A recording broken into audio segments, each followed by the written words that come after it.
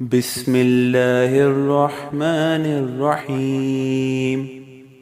اگر جسم میں کوئی کانٹا آدھا اندر اور آدھا باہر ہو تو یہ گمان مت کرو کہ اسے آسانی سے نکال لو گے۔ بسا اوقات وہ ٹوٹ جاتا ہے اور پھر اسے نکالنے کے لیے زخم کو مزید چیرنا پڑتا ہے۔ اسی طرح بعض غلطیاں بھی ایسی ہوتی ہیں جنہیں وقت پر نہ نکالا جائے تو وہ دل میں گہرا زخم بن جاتی ہے۔ کوئی پیشہ انسان کو ذلیل نہیں کرتا، بلکہ انسان اپنے کردار سے پیشے کو عزت اور ذلت دیتا ہے۔ کسی کا نام بڑا رکھ دینے سے وہ بڑا نہیں ہو جاتا، انسان کو بڑا اس کے اعمال اور کردار بناتے ہیں۔ تمام مخلوقات میں سب سے زیادہ محتاج انسان ہی ہے، کیونکہ وہ ہر لمحہ اپنے رب کی رحمت اور مدد کا طلبگار رہتا ہے۔ جہاں دو راستے سامنے آ جاتے ہیں وہاں انسان سوچ میں پڑ جاتا ہے، مگر جس شخص کے پاس صرف ایک راستہ ہو وہ زیادہ نہیں سوچتا، وہ بس چل پڑتا ہے۔ جو شخص کافروں کی خوشنودی کے لیے انہیں عزیز رکھتا ہے وہ دراصل اہل ایمان کی عزت کو خود اپنے ہاتھوں سے کمزور کرتا ہے۔ جب جان قربان کرنے والے پیدا ہو جاتے ہیں تو مال قربان کرنے والے خود بخود پیدا ہو جاتے ہیں، کیونکہ جو اپنی جان اللہ کی راہ میں پیش کرنے کا حوصلہ رکھتا ہے وہ مال کو کبھی بڑی چیز نہیں سمجھتا۔ جو انسان دنیا کی ظاہری خوبصورتی کو بڑھانے میں لگا رہتا ہے اسے ہزاروں آزمائشیں گھیر لیتی ہے۔ اس لیے بہتر یہی ہے کہ دنیا کی خواہشات کو کم کیا جائے اور اللہ سے تعلق مضبوط کیا جائے۔ اگر دوستی کو مضبوط رکھنا چاہتے ہو تو دوستوں سے ملتی رہو، کیونکہ فاصلے بڑھ جائیں تو دلوں کے رشتے بھی آہستہ آہستہ کمزور ہونے لگتے ہیں۔ اللہ کی یاد اگرچہ کبھی کبھی نفس کو بھاری محسوس ہوتی ہے، مگر حقیقت یہ ہے کہ یہی یاد گناہوں سے بچنے کا سب سے بڑا سہارا ہے۔ ندامت اور مایوسی جب دل میں جمع ہو جائیں تو بزدل انسان کے اندر بھی شیر جیسا حوصلہ پیدا ہو سکتا ہے۔ دوستی صرف وہاں پروان چڑھتی ہے جہاں دولت اور مفاد اس کے راستے میں دیوار بن کر کھڑے نہ ہوں۔ انسان کو چاہیے کہ اپنے دل کو اتنا مضبوط بنا لے کہ دکھ اور مصیبت اسے توڑنے کے بجائے اسے مزید پختہ بنا دیں۔ بعض کام ایسے ہوتے ہیں جن سے انسان کو کچھ حاصل نہیں ہوتا، بلکہ وہ بعد میں صرف شرمندگی کا سبب بن جاتے ہیں۔ خوش اخلاقی اور میانہ روی ایسی صفات ہیں جن سے انسان کو ہمیشہ فائدہ ہی فائدہ ملتا ہے۔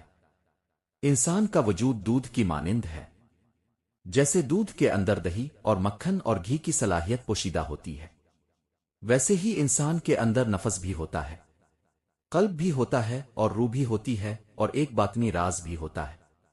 یہ سب ایک ہی وجود میں جمع رہتے ہیں، مگر ان کی سمتیں ایک جیسی نہیں ہوتی۔ روح اور جسم کی خواہشیں ایک ساتھ پوری نہیں ہو سکتی، کیونکہ روح کی پرواز آسمانوں کی طرف ہوتی ہے اور جسم کی خواہش زمین سے چمٹے رہنے کی ہوتی ہے۔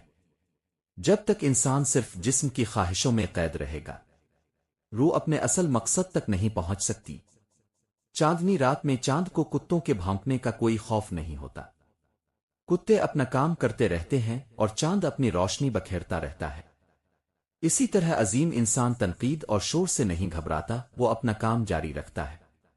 دنیا میں نعمتیں بے شمار ہیں، مگر اصل کامیابی یہ ہے کہ انسان جان لے کہ ان نعمتوں سے صحیح فائدہ کیسے اٹھایا جائے۔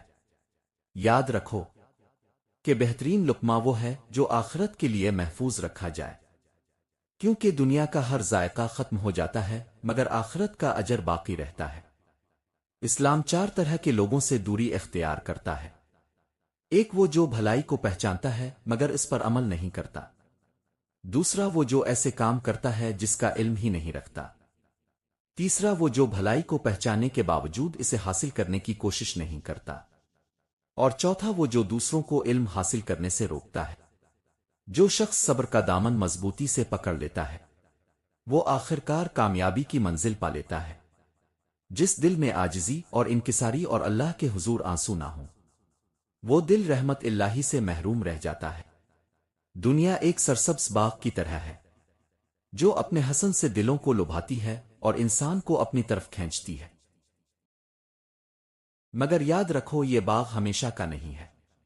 دنیا کو دل میں بسا کر مضبوطی سے تھامنے کی کوشش نہ کرو، کیونکہ دنیا کسی کے پاس ہمیشہ نہیں رہتی، وہ آخرکار ہر شخص کو چھوڑ دیتی ہے۔ لوگوں کے بہت سے بت ہوتے ہیں کسی کا بت اس کا نفس ہوتا ہے، کسی کا مال و دولت اور کسی کا کاروبار اور پیشہ، اور کچھ ایسے بھی ہیں جن کا بت ان کی عبادت ہی بن جاتی ہے۔ وہ نماز اور روزہ اور نیکی کو بھی غرور کا ذریعہ بنا لیتے ہیں۔ حقیقت یہ ہے کہ انسان کو ہر اس بت سے آزاد ہونا چاہیے جو اسے اللہ سے دور کر دے۔